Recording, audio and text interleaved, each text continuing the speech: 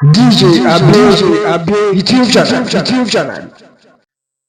ሰላም ሰላም፣ ጤና ይስጥልን ውድ አድማጭ ተመልካቾቻችን እንደምን አላችሁ? ይህ ዲጄ አቤ ዩቲዩብ ነው። ላይክ፣ ሼር፣ ኮሜንት፣ ሰብስክራይብ ያደረጋችሁ ቤተሰብ እንሆን። አሁን ቅርብ ጊዜ ወዲህ የመጣች አንድ ትሬንድ አለች። ማለት ሰው በቋንቋው የሆነ ነገር ሲል እንደ ዘረኛ የሚቆጠርበት፣ ስለ ሃይማኖት የሆነ ነገር ሲል ሌላ ሃይማኖት እንደሚጠላ ተደርጎ የሚወሰድበት ነገር አለና ይሄ ልክ አይደለም። እውነት ለመናገር ማንም ሰው ቋንቋውን አንጸባረቅ ይችላል። የፈለገውን መልእክቱ ገንቢ እስከሆነ ድረስ ማያጣላ፣ አንደኛውን ከአንደኛው ማያጋጭ ይሁን እንጂ የሚገነባ ሀሳብ በቋንቋው ተደራሽ ቢሆን ኃጢአት የለውም፣ ዘረኛ አያስብልም። ከዛ ውጭ ደግሞ አሁን በሃይማኖቱ ዙሪያ ሰው በሃይማኖቱ ቢጠነክር የሌላኛውን ሃይማኖት እስካልነካ ድረስ፣ በብሔሩ የሚያወራው ሰው ደግሞ የሌላኛውን ብሔር እስካልነካ ድረስ በራሱ ሃይማኖት በራሱ ብሔር ቢያቀነቅንና ጥሩ ነገር ቢያስተላልፍ ችግር አለው ብዬ አላስብም። እና ብዙ ጊዜ አሁን የተለመደው ይሄ ነው።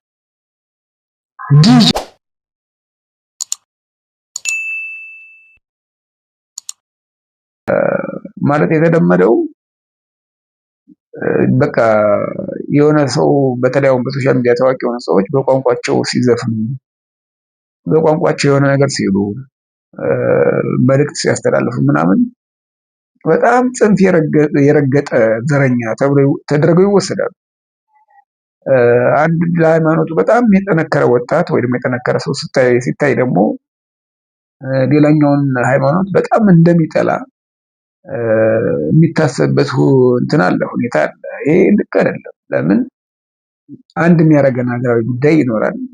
ከዛ ውጭ ደግሞ ሰው አፉን በፈታበት ቋንቋ ወይ ደግሞ በተላመደው ቋንቋ ሀሳቡን እንደመግለጽ የሚቀለው ነገር አለ ብዬ አላስብም። ስለዚህ ባደገበት አካባቢ በደንብ በለመደው ቋንቋ ሀሳቡን በስርዓት በደንብ ቢገልጽ ጥሩ እስከሆነ ድረስ፣ ቅድም እንዳልኩት ገንቢ እስከሆነ ድረስ ያን ያክል ምንም ዘረኛ የሚያስብል ነገር የለም። እና ይሄ ነገር ብዙ የተደጋግሞ ስለማይ ነው አንተ ዘረኛ እንትን ምናምን ይባላል። ወጭም ኮሜንት ላይ የሆነ ሰው በብሔሩ ወይ በሀሳቡን በቋንቋው ሲገልጽ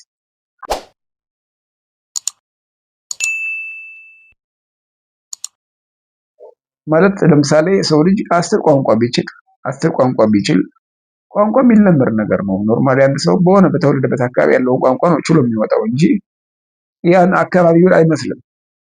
ማለት ከሆነ ክልል ያለ ሰው ከሆነ ክልል ሂዶ ቢወለድ የዛን የክልሉን ቋንቋ ነው የሚለምደው እንጂ የሄደበትን ክልል ቋንቋ ይዞት በሻንጣው አይሄድም።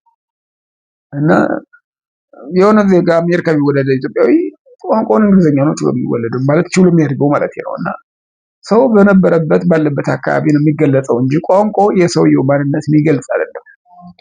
ቋንቋ የሚለመድ ነው። የሰው ልጅ እኮ 10 ቋንቋ፣ 5 ቋንቋ፣ 6 ቋንቋ ይችላል። 6 ሰው መሆን አይችልም። እንደ ሰው አንድ ሰው ነው መሆን የሚችለው። ከዛ ደግሞ እንደ ሀገራዊ ሁኔታ ከሆነ እያወራን ያለ ነው። እንደ ሀገር አንድ የሚያደርገን ጉዳይ ሀገር ነው። ሃይማኖታችን ሁላችንም እንደ ሃይማኖታችን እንለያያለን። ግን ሀገራዊ የሚባለው ጉዳይ ቋንቋን እንትን አይልም።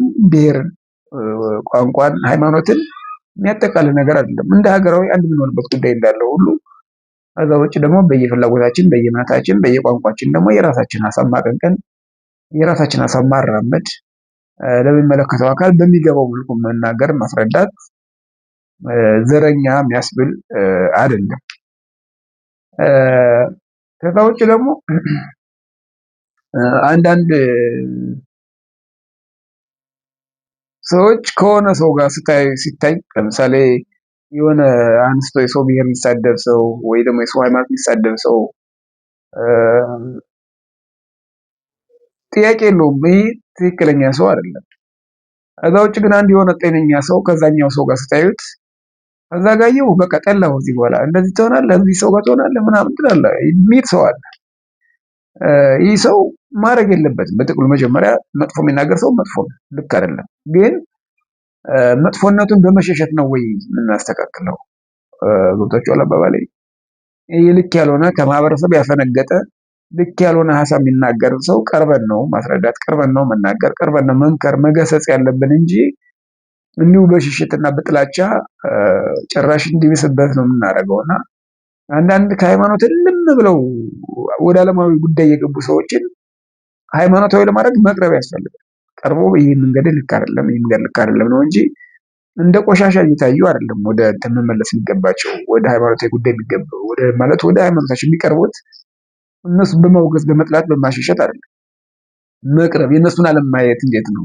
ማየት ማለት እንዲሁ ሰርጎ መግባት አይደለም።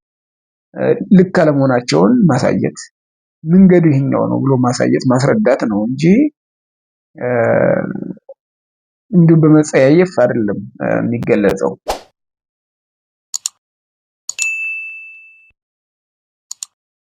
ከዛ ውጭ ደግሞ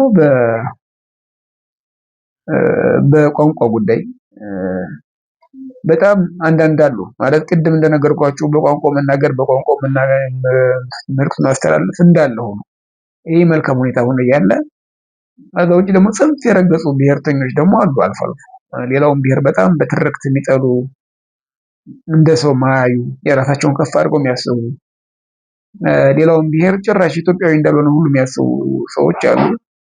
እነሱን ኢትዮጵያዊነት ልክ እንደሆነ ቀርቦ ነው ማሳየት፣ በምክር በወንድማዊ ጉዳይ ቀርቦ ነው ማስተማር፣ ቀርቦ ነው መናገር እንጂ ጽንፍና ጽንፍ ረግጦ እንካስለንትያ እና ድንጋይ ውርውሮች መግጠሙ እስከ የትም አያስታርቅም፣ ልክም አይደለም። እና ብዙ ጊዜ ይህ ነገር ስለሚታይና በደንብ በቅርበትም ስለማይሆን ይህ ነገር ልክ አይደለም፣ እንደ ሀገርም ልክ አይደለም።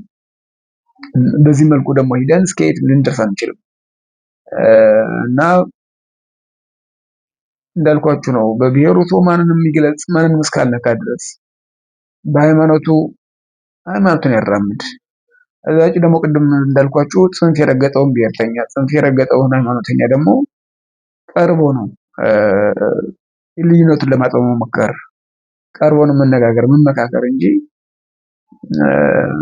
ዳርና ዳር ይዘን ገመድ ጉተታ አይነት ጨዋታ እስከ የትም ስለማያደርስ ልቦና ብንገዛ የሚል ወንድማዊ ምክሬን ነው የምነግራችሁ። ለማንኛውም ሁላችንም ሰው ነን፣ እንደ ሰውኛ ማሰብ ነው የሚገባን እንጂ የተለየ ነገር የተሰጠን ልዩ ነገር የለም። በቃ ሰው ነን። እዛ ደግሞ ሙላታችንም ጉድለታችንም የምናመጣው እኛ ነን እንጂ ማንም በእኛ ጉድለት ላይ በእኛ ሙላት ላይ ማንም ተወቃሽ እናንተን ባናደርግ ጥሩ ነው። ለማንኛውም ሀገራችን ሰላም ያርጋት፣ ፍቅራችን ይስጠን፣ አንድነታችን ይጠንክር። ሰላም ለሀገራችን። ዲጄ አቤ ዩቲዩብ ቻናል